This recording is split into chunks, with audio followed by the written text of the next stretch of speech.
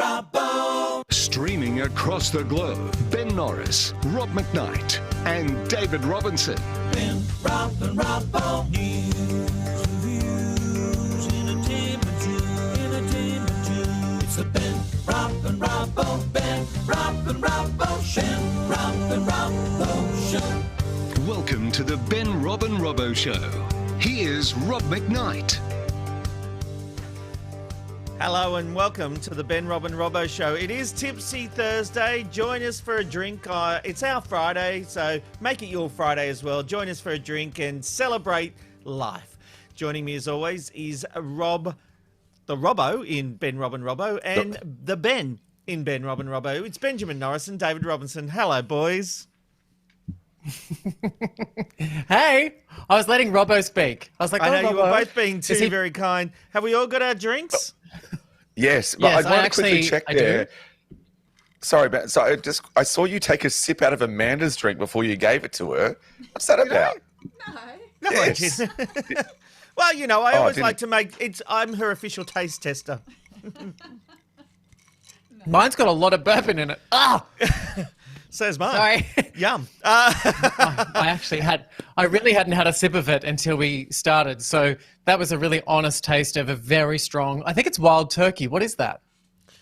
Well, I didn't pour it for you, but mine is Maker's Mark. Ben, let's say yours is Maker's Mark as well. I don't know. Mine is, Well, I we're think, very about loose. 5% Coca-Cola, and the rest of it is some wild turkey, which I'm assuming is either a bourbon or a scotch. I have no idea. I just went to the bar and free poured and ran in here, and the next thing you know, I've got hairs on my chest, which I've never had before. I gotta say, Robbo, I think we're very loose already. I think Ben's forgotten that we're not actually in the same room, that we're in different parts of the country. Oh, really? I think there is Wait, certainly hang on a one sec. person out of here that's loose, for sure. I don't think that drink is first for the day, the middleman there. No, it which really I'm was. I'm just in a good mood, you know. Anyway, hey, but praise we're be. we're gonna talk seriously today because yesterday on the show we had our Wednesday regular Bruno Boucher, who joined us to talk about Kyle Sandilands. He manages Kyle Sandilands, and he dropped a bit of a bombshell in that he was forced to go into a psychiatric ward for 8 weeks, and he was held there against his will. So I think mental health and mental illness is a big issue we're facing in Australia. It's an epidemic that we're not talking about, and so Bruno has graciously agreed to come back on and tell us about his story. He's certainly had a lot of highs, and it would appear he's had a lot of lows. And I really want to get to the heart of that and talk about this issue. That'll be coming up a little bit later. And Joe Casamento will be joining us to talk movies as well. But first, let's get into our hot button issues. And break out the suitcases, find your passport, because we might be able to fly in a little over a month. The Tourism Restart Task Force, which was set up to advise the government on travel and tourism, has tentatively said that wheels could be up on July 1. But don't book just yet, as the date isn't set in stone, but the task group believe it to be looking pretty good. Ben, we've seen a lot of flights operating at full capacity. We've talked about that on this show. They haven't had social distancing. You've previously said you wouldn't have a problem getting on these flights. Do you still stand by that? Will you be booking a ticket come July? You know what? If I could afford to fly overseas right now, I'd get on a plane and woo, I'd be out of here. So, no, I'm only kidding. I've got too many jobs that I actually have to do and try and earn the money that I have. But what I would say is that I'm actually really excited about this. And yes, I would fly. And I think that what's going to need to happen is that if this does create a big problem and we do notice that there's a rise of COVID-19, I think we're obviously going to need to pull back again. Obviously I would never be flying to America. If I could fly overseas, I'd probably go to Fiji and be on one of those little private villas. So I'd still be flying overseas, but I'd just be really careful with it. And I'd also be really respectful if they decided to change the laws. You know, I feel very lucky because just before this pandemic set in, we had a month long in the US. We had a big family holiday over January, and I am so grateful we didn't get caught up. We literally got back and there was word starting to spread, but it really hit after that. Robbo, I would definitely will not be going to America in the next few years. No, you won't be, but this is the other thing that we've got to talk about, and that is that we're talking that certain countries in the Pacific plus New Zealand, if they're deemed safe, will be open. It's really important for our Pacific brothers and sisters there. I don't want to get too dry here, but for example, Vanuatu, it's almost 30% of their GDP, over almost $300 million actually in tourism is what they get. They're obviously getting nothing at all at the moment. So if we can open up countries like Fiji, Vanuatu, things like that, that's also really super helpful to get the country and the region back in fashion, back in work, back in business, and I think that's very important. We're a very big power in the Pacific, so I think it's important that both us and New Zealand can do everything we can when it's safe to do so. But we've obviously heard arguments coming out of obviously here in Queensland with Anastasia Palaszczuk saying that she's not going to open it up, and critics are saying, you'll be able to travel to New Zealand from New South Wales before you can travel to Queensland. There's going to be reviews about that. She's got to take responsibility for Queensland. She's not in charge of New South Wales or New Zealand. No, she's got to do what she feels is right for Queensland. Absolutely, and I agree with that totally. I'm just saying that's what critics are saying. But if we can open up those small, wonderful, beautiful... I've been to Vanuatu, lucky enough, twice with work. It's a beautiful country. They desperately need that tourism. We desperately need tourism. So at the point where it's safe to do so, let's do it and let's help our friends in the Pacific, because they're already grappling with climate change. And don't I sound like the leftiest of lefties today? I'll try and fix that in future topics.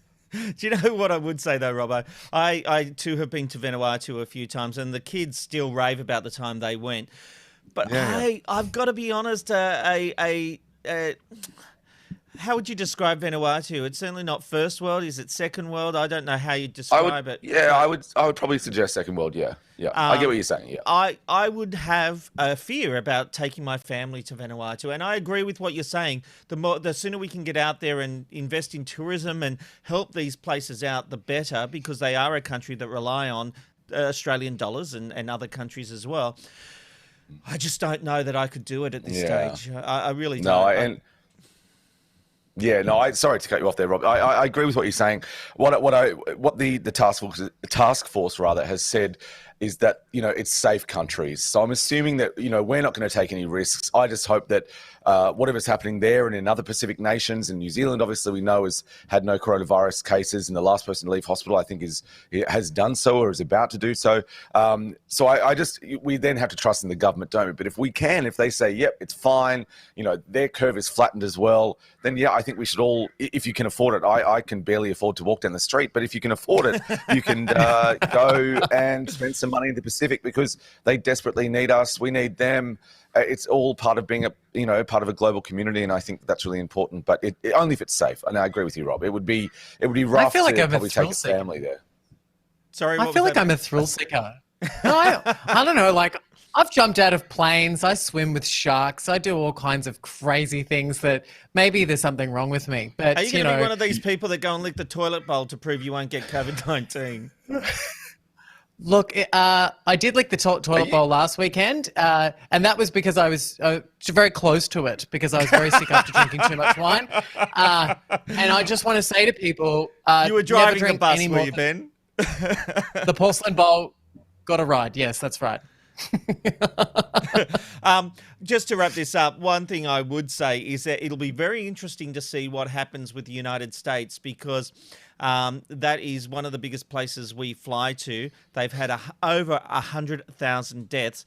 The fact is the United States is not a safe place to go, but there will be pressure, because it's the United States, on reopening flight paths and resuming. But let's be honest, if that was any other country with those kind of statistics, we would not be allowed to go there. So will the government hold its nerve and block the US out, basically? Because I just don't think Australians should be travelling to and from, or otherwise we're going to get that second wave. All right. A comedy sketch broadcast on SBS's The Feed has been slammed as vulgar and distasteful. To put The show put to air a sketch about possible hairstyles that people have been getting in isolation. And some believe the joke not only fell flat, but was offensive. Take a look. In lockdown, our hair has been a little hard to maintain. So I'm going to show you how to get that perfect quarantine buzz cut at home. Come on. I'm so excited. I just have a hunch you're gonna look like an Amazon freaking queen. I just have a hunch. Oh no. Oh my God. Wait, I think I like it. Vic, you have a birthmark. Well, that's kind of cute, right? Some people would find it cute, but they would probably not be your type. What? Oh my God, that's the... Yeah. But not even like the Buddhist. No. What's a swastika birthmark? Swastika on my head. Oh my God, my genes have gone and done this to me. Okay, can I just say I do find that symbol very racist, and we do not tolerate that sort of hate here, okay? But I'm Jewish. Oh, and that makes it okay? I'm so offended. I have a friend that's Jewish. I'm the Jewish friend. The Anti-Defamation Commission isn't laughing, calling it thoughtless, immoral and insulting. They want SBS to apologise, but it appears that won't be happening. Ben, I've got to ask you, the greatest crime in comedy is not being funny. I mean, that was the worst bald cap in history when you see the extended clip. Ben, Yes. is this offensive? Yeah, it is offensive. I can understand why people would have a problem with it. I mean, I'll tell you a really interesting story was that the season of Big Brother, for all those people out there that are like, I can't talk about anything but Big Brother, here you go, you can have your feed. But interestingly enough, a person made it all the way through to lockdown in my series and got booted like a couple of days before the show launched. And that was because it turned out that, he was going into the show and his secret was that he'd been to jail. And they didn't have a problem with him that he'd been to jail and had viral videos, Australia's worst criminal. But they did have a problem with the fact that whilst he was in jail, he actually made alliances with the Nazis, basically, that were, operating in the jail. So then he got booted from the show because of it. So, look, I think there's a lot of fragility around people and their ties to that sort of stuff. I think a lot of people would be really offended by that humour. I don't think it was appropriate. I did have a bit of a laugh, but I do laugh at things that are really inappropriate. And I know I've said a lot, but I'll just finish this off with, what's really funny is that I once went on a date with a guy and he, on the first date, just to show you what a big slut I am, he revealed his naked body and he actually had a birthmark that was similar to that Nazi symbol. So this was a documentary, not a comedy skit. When I was watching that, I was like, this is so funny because I actually... Thank you, Robbo, for getting that. Do you know what's really funny, though? I told that story just 2 days ago to Aaron Young, who is obviously from the Ticket Newsroom. I told him that story the other day about this incident, and then now this is a joke. So maybe Big Brother really is watching, and they're stealing my life story. Maybe. Look, Robbo, what I would say about this is comedy should have no bounds. The fact is, did it succeed in being funny? I will say the joke continues and the whole turnaround, and we saw a bit of it there, about the fact that people start turning on this lady because she's got this swastika on her head and it was a birthmark, and we saw that there. That was the part I did find funny about it, but it was a little hit and miss, but I did chuckle a bit. Do we have to place limitations on comedy? I really don't think we should. Ricky Gervais has obviously come out before and said that anything can be used in comedy, anything can be used in jokes. If you don't like it, don't watch it, don't listen to it, don't see it. The other thing is this was written by a young Jewish comedian, and what you see here is it's poking fun, and I think this is a really good kind of, commentary, about people. So it's that classic thing of people will get up in public and say, I'm against gay marriage, but hey, I love gay people. I've got a lot of gay friends. So we saw that wonderful comment there going, well, I'm offended. I've got a Jewish friend. I am the Jewish friend. So it was poking fun at those kind of things. I've got to read you a quote here from Stephen Fry, who says, this is paraphrasing, but I find that offensive.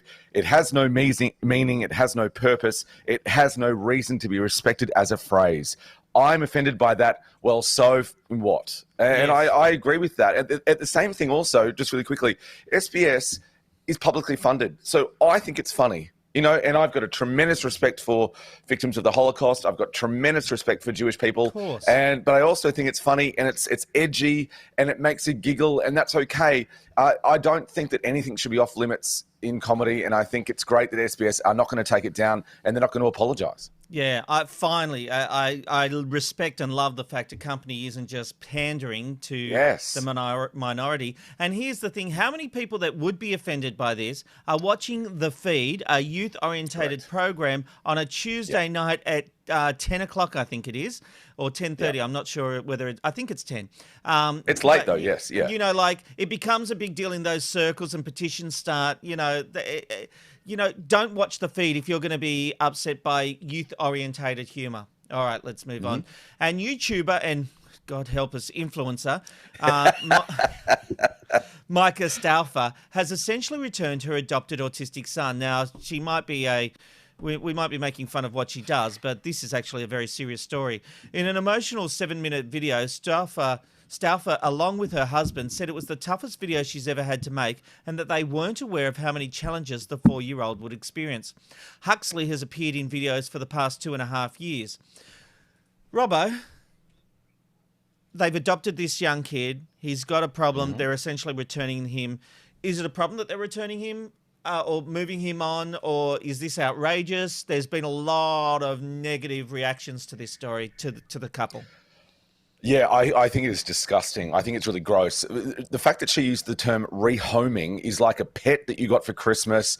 And look, it didn't really work out. It was cute when it was a puppy. It was cute when it was making it some money. But now it's not working out so much. So we're just going to rehome. We're just going to give it back. A 4-year-old. So I don't know about you boys, but I still have memories of being a 4-year-old. So no doubt that this kid will have a memory of being a 4-year-old, growing up with a family. Okay, obviously not too far back, but you can have memories from that point. And then going, he's been rehomed to his forever family. You watch this video and she talks like this, and like that it's probably a lot of plastic. And I think it's outrageous. They knew that he was autistic when they got him. They adopted him from China. And I think it's disgusting that an influencer and a YouTuber who already has 4 natural kids then goes, you know what, this is a bit tough for me, hey. Let's just send him back. Piss off. This is disgusting and gross, and she should never have been allowed to adopt that beautiful little boy. And the other thing is, if we can look at it on the flip side, maybe he's going to be better off. And maybe to not be in this vapid, love myself, arrogant, ignorant, not working for any more family will actually be better for him in the long run. I think it's gross and disgusting. I'm not sure if I've got my point across today. I'm pretty passionate and I don't like her. Okay, Robbo, I hear you and all valid. But what I would say is I know people with autistic kids in varying levels. Some are high functioning, some have a lot of issues. And no matter what the scale, having an autistic child is bloody tough. So the question is that obviously they got themselves in way too deep. Now, there's a couple of things here. Would they have done the same thing if it was their own flesh and blood child? And, that you've got to assume no. But here is a couple that obviously don't know how to handle this situation. It's obviously beyond them, and it could end up being better for the child who, as you said, gets to a family who will take better care of him. But you know what? As much as I hate influencers and all that kind of stuff, I'm actually not going to come down on this woman and this father because of the impact of having a child with a disability in your family. It's really tough, and I don't think they would have made this decision lightly. I'm not doubting that it's tough, and I could not imagine that, it's already challenging enough, from friends, who have just, I don't want to say the word normal, but, regular children, I guess, if you could say, normally functioning children. It's tough for them. So I can't imagine how tough it is. But 4 years, I think it's disgusting. I think it is so gross that they just go, nah, we don't want to do this anymore. Take it back, rehome him. That's really, really offensive. You knew what you were getting into, and it doesn't work out for the influencer. I disagree with that. Yes, you knew he had autism, but I don't think you actually know what you're getting into. But you made a choice to take this child into your life from China. From China. So it's not like it was just, around the corner. I think these people are gross and disgusting. But maybe their intentions were good, but they've just realised they can't handle it. Okay, well, okay. call me old-fashioned, but you've given a kid 4 years of his life. I'm You're not taking saying care of this him. is You great, made the Robbo. decision. I'm No, I know you're genuinely- not. I know. I just. I'm not saying this is I know. great. No, I know what you're saying. I promise. No, sorry. I promise. I know what you're saying. I like the fact that you've got a different viewpoint. And I think that's good. It just makes me angry when things get a little bit tough. Oh, sure. They just reject him. Like, that's really. Yeah. It's not shocking that an influencer is getting out of there when the going gets tough. Ben, do you have any thoughts on this one? Look, I think I have to agree with Robbo if 90, 70, 60% of what he said. Hang on. And that is 90, because, 60, 70%. Have we fixed like- on how much you agree with him there? like, as in, I get what he's saying, but my only thing that I want to so this is the barometer of me trying to agree. I don't agree with you at all, Rob. I think that you're mental. But I think... Robbo, the only thing I keep thinking is you keep going up with how much you hate influencers and people that make money off Instagram. Like, that's just a job these days. That's what people do. I personally, couldn't be an influencer. No one would ever follow me. I mean, I once had, like 150,000 people following me on Instagram, and they all disappeared because I took a photo of my cat and my dog and my partner every day and what I ate. They're boring. But there are people out there that are really lovely people that are influencers. So I don't necessarily need to say, oh, these influencers, they're terrible people. Like, I think that's not the point. I actually think that children, pets, and when you commit to something, regardless as to what is wrong with them, you have to love them. They've come into this world, and you just got to love them. And Oh God! I I've think got rid that of like 20 cats because I didn't like them, and they pooed on the floor. I just got rid of them. Is that wrong? I'm joking. That's a lie. Amanda's like, tell them you're joking. Tell them you're joking. No, but when I just quickly say, though, wait. Just we're remove going to the not talk about fact that. they're But influencers. yeah. No, I didn't like. Yeah, Yes, okay. okay. I don't like influencers, No, but that's I know, got nothing to do with my argument. I know. But we can't, we'd probably put an influencer down before we'd put a cat down, right? I'm trying to make light of the situation. No, which that is was a good actually, out. I like that. All right, let's move on. done. Because that was a weird topic. All right, Paul Feig, the director of the 2016 reboot of Ghostbusters, has given a surprising theory as to why the comedy underperformed at the box office. He believes that it had to do with the anti-Hillary movement. It was the same year that Trump won the presidential election. The president said at the time that he was baffled as to why all the cast were now female. Robbo, could something like an election and dislike for a candidate really have this effect? I mean, wasn't it just a bad movie? Yeah, well, I was about to say that. Quite possibly there could be some sentiment.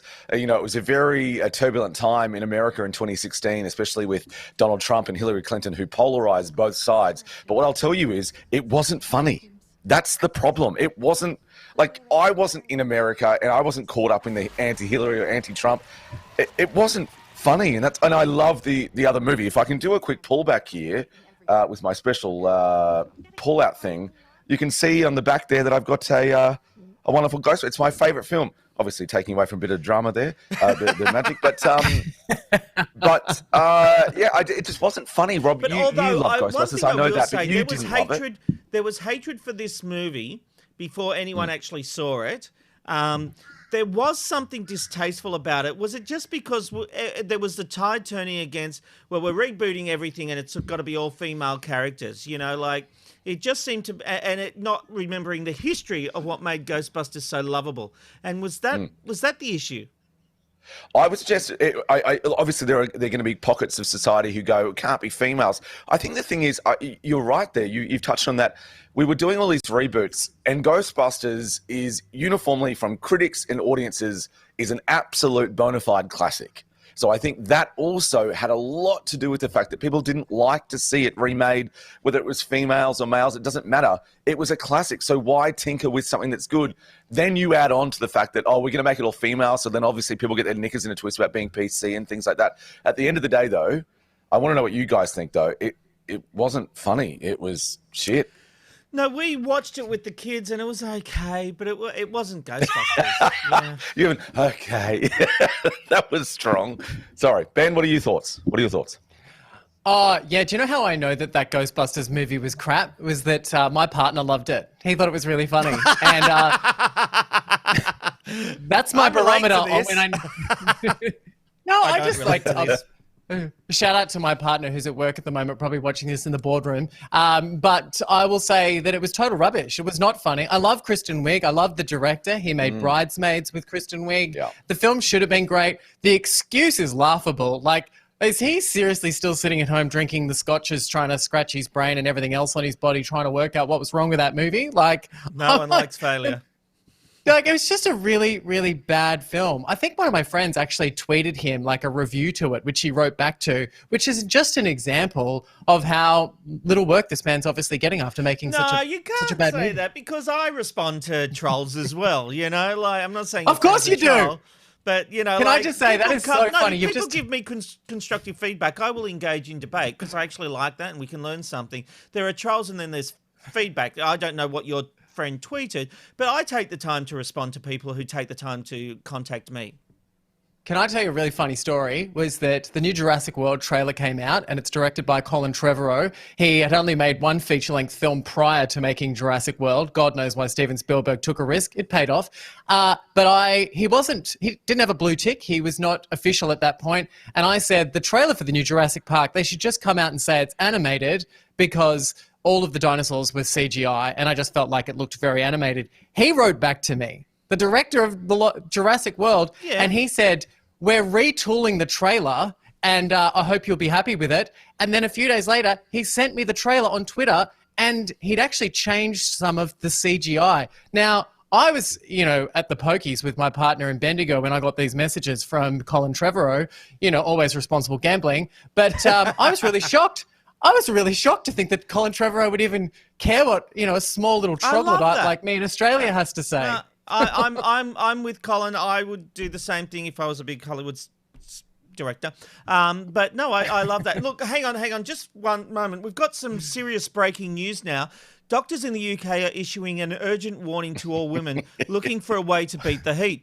Doctors say you should not, and I repeat, you should not put ice blocks up your hoo-ha. What? Yes, believe it or not, this is an actual thing. There are reports out of the UK that a woman so desperate to escape the British heat resorted to putting an ice block down there and up there.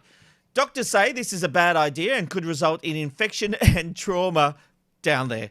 Robbo, there is a saying, if you can't stand the heat, how far would you go to cool down? Well, I don't think I'd stick an ice block in any part of me except for my mouth. But hey, I don't like the heat either. But sorry, this whole story is leaving a very foul taste in my mouth, actually. So let's go to someone else. But the actual thing here is, Ben, that and believe it or not, I've actually done a bit of research on this. What? It's not, it won't actually change anything because your internal body clock regulates your temperature. So putting any cool things into your body, whether it's the tongue or anywhere else, will not actually cool you down. The more you know. Thanks, Dr. Rob. I thought I was like, I had to slap myself because I didn't know what was going on. I felt like we were talking about, are we talking about putting icy poles inside our genitals? Is that what we're talking about? Yes, that's what we are. Oh, I'm so glad I got out of bed this morning. You're lucky, Ben, because the original question is, Ben, what have you ever put in your body? But anyway. Look, I think it is better for everybody right now if we defrost this one and we just move on. I agree. Because... Just quickly, if we could go to a wide shot and just get a non-verbal reaction from Amanda as to what she thought of that particular that topic. She refuses to take the wide shot. Just give us a shake or a nod. No, there we go. Oh, yeah. That's all we needed. It's our barometer of what is right and what is wrong, and I agree with it. Hey, what's happening to Ben? Oh, sorry. I was coming back when the segment changed. I don't know. Anyway, he was getting an ice, so much where's fun the icy today. pole, Getting Ben? an ice block. All right, now it's time to get the very latest news headlines. Aaron Young at the Ticker Newsroom, please bring some decorum to these proceedings. Let's check the news headlines. Over 100 of News Corp's regional and community titles will no longer produce print editions and instead move to digital-only formats. In addition, 14 titles will cease to exist. There are reports this amounts to over 500 job losses around the country. The titles which will cease to exist completely include news brands in Victoria, New South Wales, Queensland and South Australia. The RBA Governor, Philip Lowe, says it's too early to say if the economy will need more support in 4 months when the JobKeeper program is due to expire. But if it hasn't come out of its current trough, there should be a discussion about how the JobKeeper wage subsidy transitions into either something else or is tapered. For the first time in 9 years, NASA is set to launch 2 astronauts into space. It'll have to wait till the weekend, though, as bad weather forces SpaceX to cancel today's launch. The number of Americans who have died from coronavirus poised to top 100,000 today. The number of confirmed cases in the US also continuing to rise, reaching 1.69 million people. Boeing is cutting more than 12,000 jobs as coronavirus seizes the travel industry, and the aircraft makers warning more cuts are coming. Boeing will sack about 10% of its 160,000 staff. Let's have a look at the weather map now for today. And the weather forecast shows Melbourne heading for a sunny top of 17 degrees, Sydney sunshine and 22, Brisbane 25, Perth 21 degrees, and the sun may come out tomorrow but cloudy today, and 17 for Adelaide. The local market now shares have been swiftly gaining ground at the open in early trade, extending the early lift to a 2.1% rise, continuing to soar. Positive news coming out of global markets as well. This is Ticket. You are up to date. I'm Aaron Young. Now back to the Ben, Rob and Robbo Show. Thank you, Aaron. Well, yesterday there was an extraordinary moment on this very show when our Wednesday regular Bruno Boucher made a startling admission. Mental health is an issue we here at the Ben, Rob and Robbo Show care very deeply about, and I've asked Bruno back today to continue the discussion. Bruno, yesterday when you came on the show, you talked about being put into a psychiatric ward. Yes. Sorry, can you guys see me? Am I on the yes, right we've just got the wrong input up at the moment, mate. We're going to come through to you. So, Bruno, yesterday when you were with us, you talked about being played. You were talking about Carl Sandilands, and then you basically admit. I don't know if admitted is the word, but you talked about being in a psychiatric ward. Yes. So, and the context of it was how important the support I received had been from Kyle. And so, look, I've been struggling with bipolar for, as long as I can remember. And over the past 10 or so years, I've probably, I've lost count of how many times I've been in various psychiatric wards, probably 12 to 13 times. And look, it's something which, I try not to think about so much, because it's actually very humbling and humiliating. I guess with what I do for work, whether it was when I was a producer or even as Kyle's manager now, I still haven't quite come to grips with it being something I can talk about without feeling like I've gone down a notch or two. And that's irrespective of people saying, no, it's great that you talk about it. Like, I understand that part of it. But, even when I mentioned it yesterday to you guys, I sort of thought, should I have taken that back? Or, look, I'm happy to talk about it. And look, it's amazing because you've come here today to talk about it again. And that's, I think, very brave of you, because I do believe personally that mental illness is the epidemic in Australia. We're just not talking about it. I couldn't care less about the war on drugs because that's choices people make. But mental illness is something a lot of people are struggling through on various levels, and they're not... they're just not getting people aren't getting the opportunity and the help they need. I'm intrigued, mate. You're known as for your funny lists. I have often said your chats on a Wednesday are one of my favourite segments on the show, because we get to have a lot of fun, and I love looking at the world through your eyes. That high side of you, is that who you pretend to be, or do you go from extremes in between happiness and depression? So what I've got is bipolar 2, where you don't really experience the highs as someone with bipolar 1 would. So so my high is just feeling happy. Right. And then my lows are just awful, and I guess it's my lows that have landed me in psychiatric wards more times than I can remember. But it's interesting that you mention the list stuff, because that came about when my psychiatrist said, "Look, do you have any hobbies?" I said, "No, I don't," and he was of the opinion that having a hobby would probably take my mind off the mental things, and I'd be able to channel my emotion into something else. I thought about, geez, what hobby could I do? And that's how the lists came about, because I like the idea of being creative with putting them together.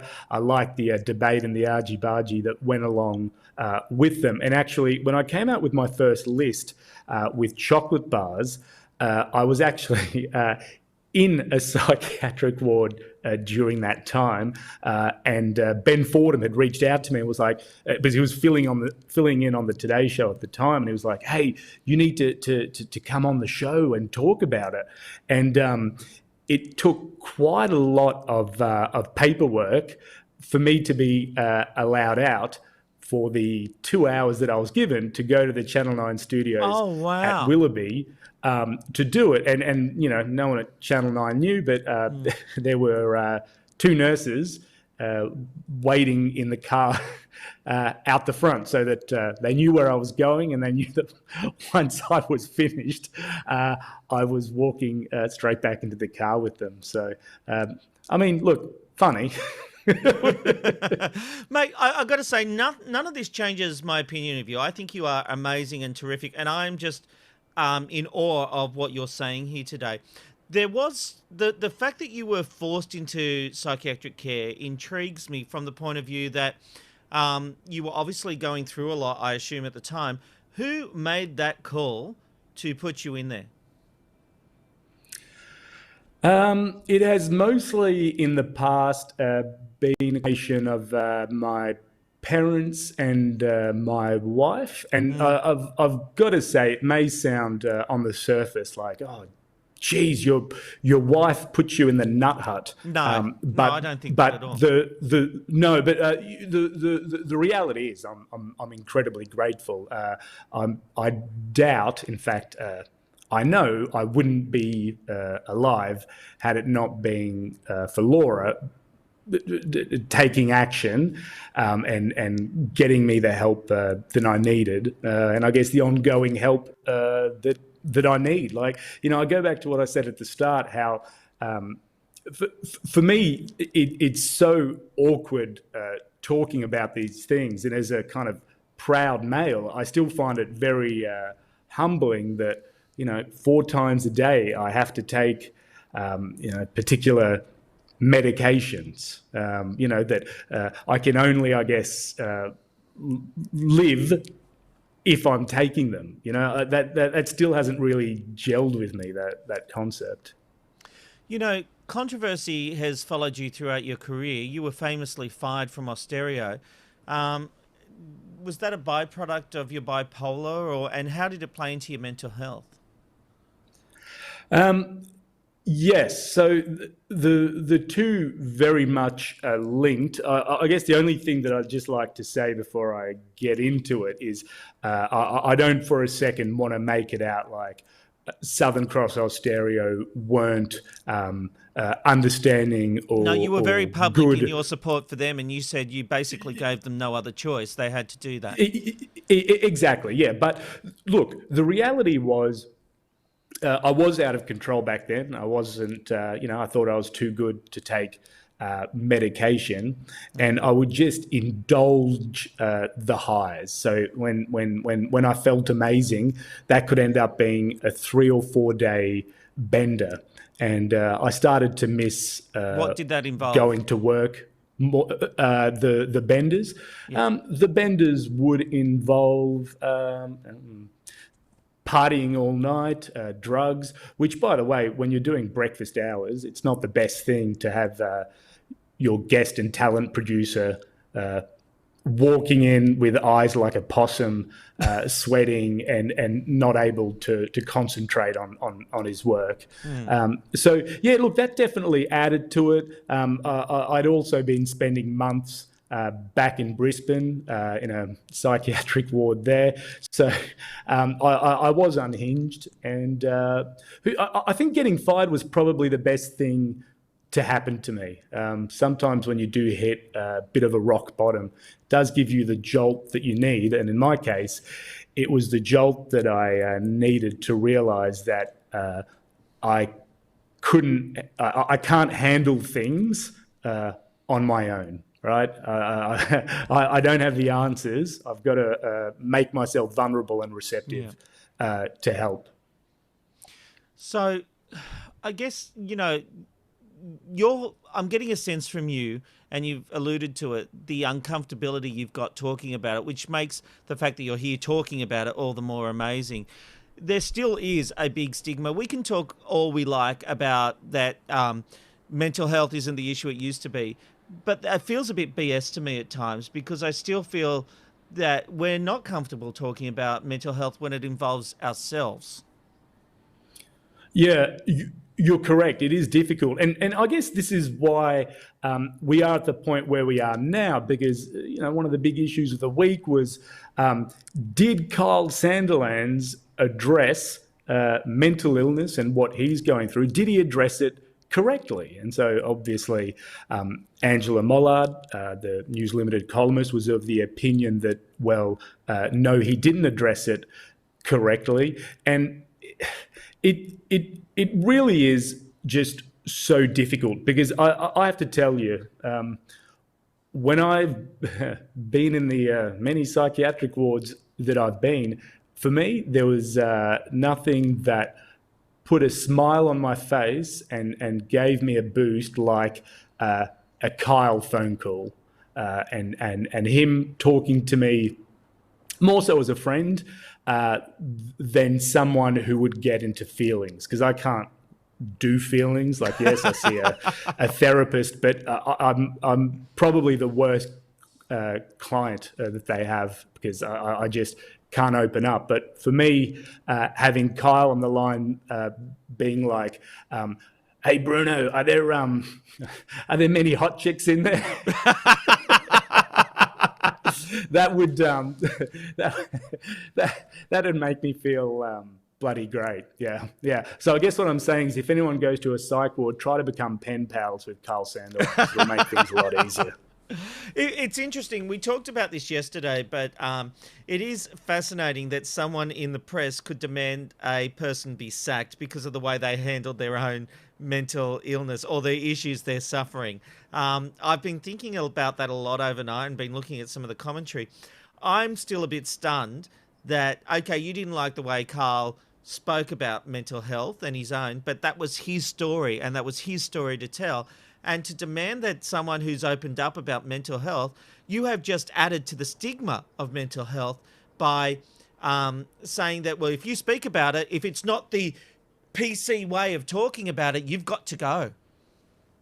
That's right. And Angela Mollard pointed out that because Kyle made a joke that when he had originally spoken about it, he received a lot of mushy messages from people, and he joked, "Oh, I never should have spoken about it in the first place because I'm so uncomfortable with all these messages." And that's where in the article Angela said, "Oh, I can't believe Kyle would have said that he shouldn't have opened up about it. What message does that send to people that are suffering from mental illness?" Now, the extension of that is when Kyle read that article, he said, "You know what? I shouldn't have spoken about it because I am where I am now. I'm being told, get off there because I've become a target.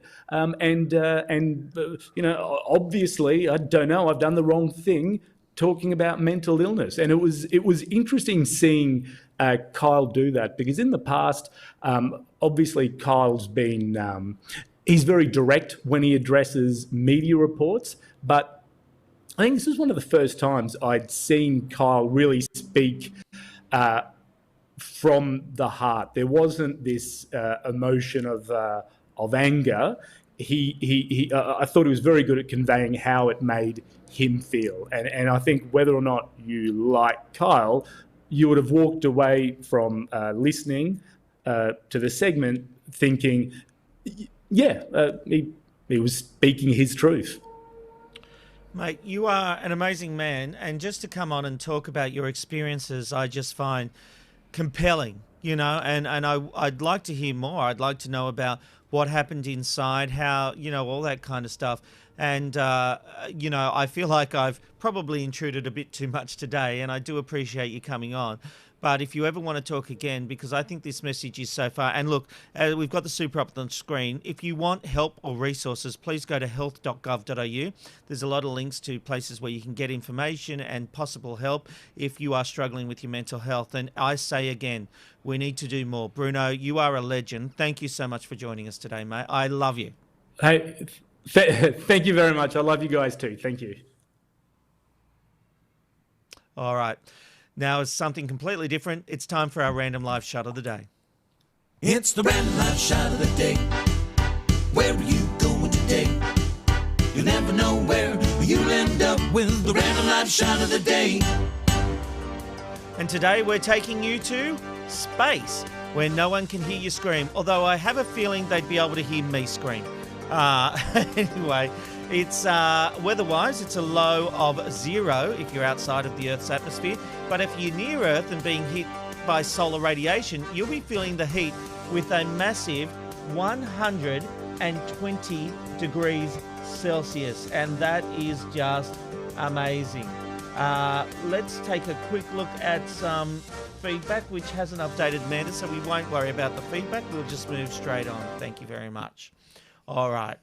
It's time to talk movies with our dear friend Joe Casamento. Hello, Joe. Nice to see you again.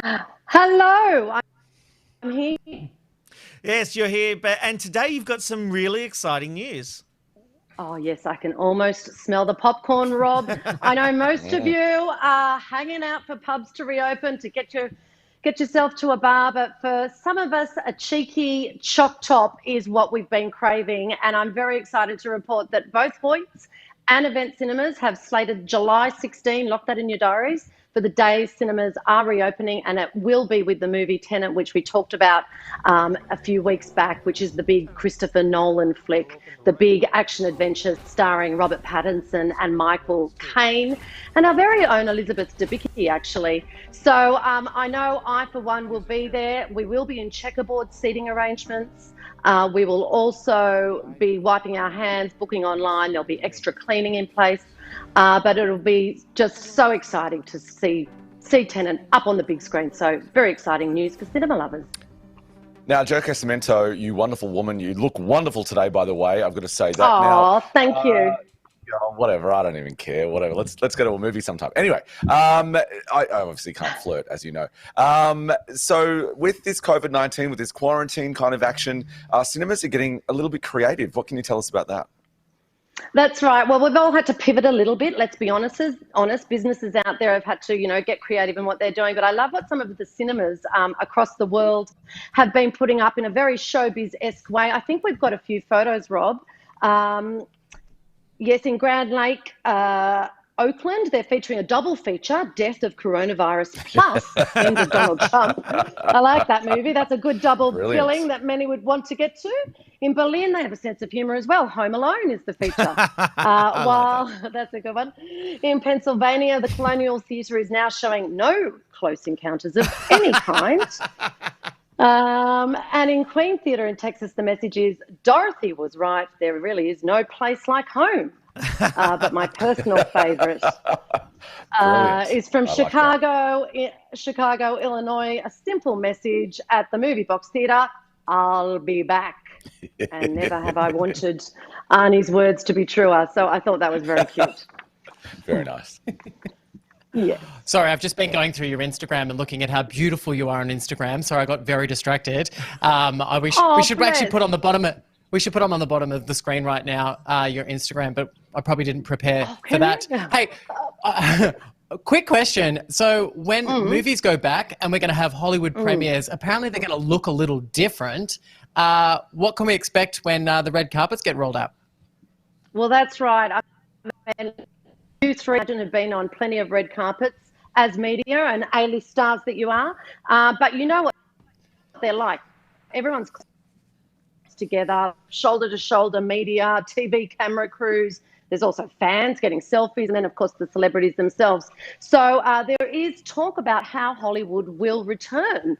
And, of course, the Emmys are still slated for September. They haven't been cancelled. So we don't know if they'll go ahead, but that's the big red carpet due to come back.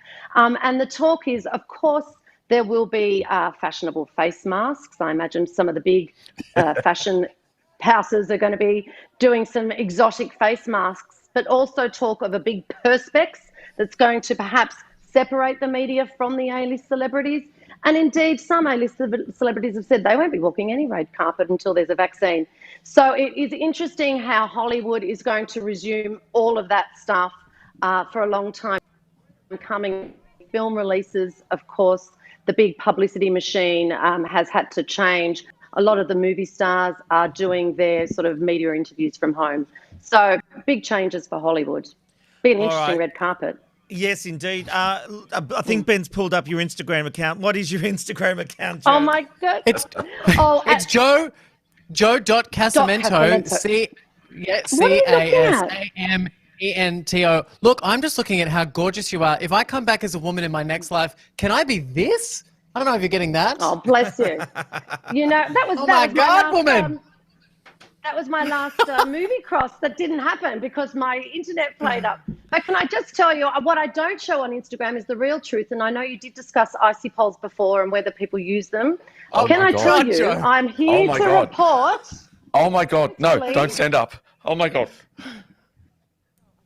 I'm not fooling myself right now. But I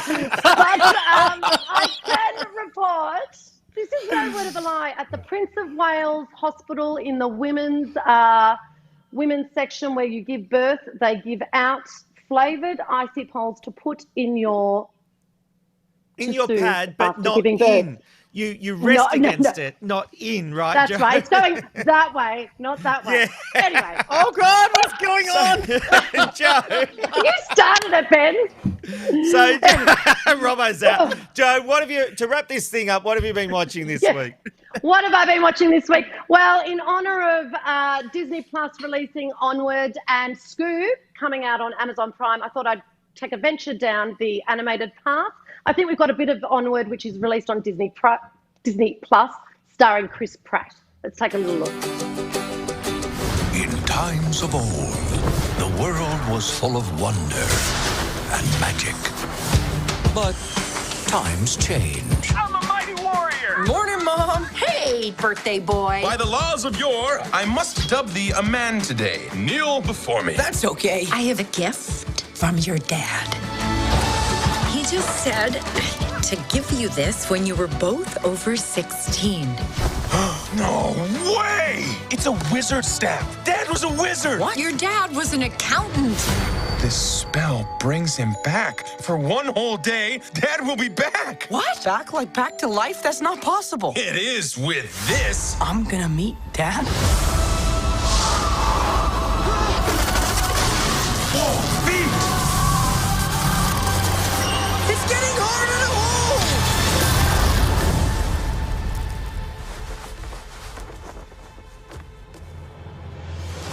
Ah, he's just legs! I definitely remember Dad having a top part. Oh, what did I do? Hi. We only have 24 hours to bring the rest of him back. Until then, ta-da! Oh. Yes, this is a super sweet movie, and I've got to say, as soon as I saw Disney and Pixar come up when the film started, I just was transported back to this magical place of movies. And while kids are older now, this is a great one for any parents of young kids to download. It really is a gorgeous story, and it's got a lot of heart. It won't go up in the Disney classics, I don't think. It's not going to sit up there with some of the great ones, but it's certainly well worth a watch. It's a super sweet adventure with a lot of heart. How many choc tops? I'm going to give it 3.5 choc tops, which is good. Fantastic. Thank you so much. We will see you next week. We love your We wrap of will. what's Bye, Joe. happening. Have you got your drink? Rosé, Fabulous. rosé You've had a all bit. day. I've had a bit. I have had a bit. All right. love I love that. So, Joe. All right, now it's time for a hit of entertainment with Ben. Yes, Rob, really excited to be talking again about Big Brother, as I feel like I do every day. But this week we got to see a brand new trailer that revealed more about what Big Brother's going to look like. We had been talking Survivor in a Warehouse, and finally we're getting to see some of those challenges. So the new trailer debuted 2 days ago, and check it out. Hello, Australia.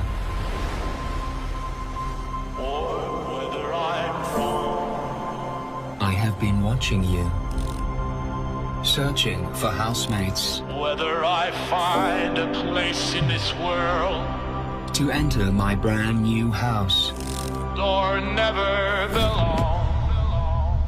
And now, a whole new game begins. I gotta be me. In here, there's nowhere anyone can hide. I am Big Brother.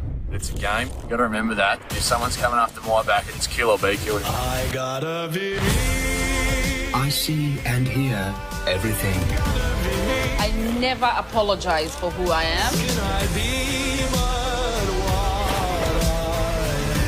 what Model by career, tradie by heart. I wanna live? Nothing happens without me knowing. Merely survive. In every room, but We did cut out a little bit early, which means that we missed out on seeing some of those challenges that very Survivor-esque. Also, in the trailer, we got to see a sneak peek at two of the housemates yet to be officially released. Talia is one of them, who is a female tradie. So I think that she looks very beautiful. She actually looks a bit like our very own Joe Casamento. Making news headlines as well. And is they've Adam also Sandler. confirmed the premiere date, Ben. Oh, yeah. Sorry, I got a bit thrown by us quickly cutting to that. I know, So we're running out we of weren't- time. I'm sorry. That's okay. So we were talking about Big Brother being at 7:30 on Sunday night. It has been moved, so it is now going to be on Monday night at 7:30. So for all those Big Brother fans out there, 2 weeks pretty much to go and counting, and I'm very excited for it. And also making news headlines is Adam Sandler. Adam Sandler was making last year's film Uncut Gems, which he got rave reviews for. It did miss out on the Oscar nomination, but apparently while making the film, he almost died. One of the other actors was having to strangle or, pretend to strangle him whilst doing one of the scenes. But apparently the strangulation was a little bit too tight, and Adam Sandler had been trying to tap the actor to say, hey, I can't actually breathe and I'm, losing air. And the actor thought he was just playing the part of the role and continued to strangle him, which unfortunately meant that he nearly died on the set of that film, which is, it's kind of horrific. Also, Chloe Latanzi, she was on Sunrise this week. Halfway through one of her interviews, she decided to go and grab a book that she'd been reading and try and talk to Larry Amdur about this favourite book. We've got a clip right now of her just disappearing halfway through an interview. Providing it's not downstairs. It's out in the barn, which is 1.5 kilometres down the road. Anyway, what did you get up to last night, lads? I read. Yeah. And I did some ring work as well from the... How are we going there, Chloe? She's gone. Yeah, that's right. Chloe Latanzi, I think, these young celebrities that have been, young children of celebrities, they just sort of feel like they can do whatever they want, and halfway through a live cross, you can just, disappear. Good on you, Chloe Latanzi. Beating to your own drum. Mad as a cut snake is what I'd say. Also making news is Margot Robbie. She is very famous for pitching stories that she wants to produce, and she has pitched a very isolation pitch to the the film network, and she made up a viral video which she sent through.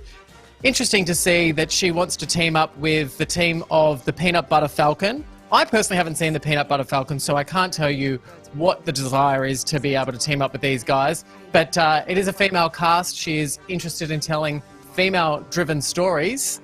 So it'll be interesting to see whether or not this pitch that's been done from her home is actually picked up. Indeed, mate. Thank you for your entertainment. Full of fabulous stuff as always. And you know what? That has brought us to the end of the week. Another week down on the Ben, Rob and Robbo Show. Can you believe it? We've had some highs, we've had some lows, and we've had some bloody great interviews, I've got to say. What a week. Here's cheers, boys. Yay!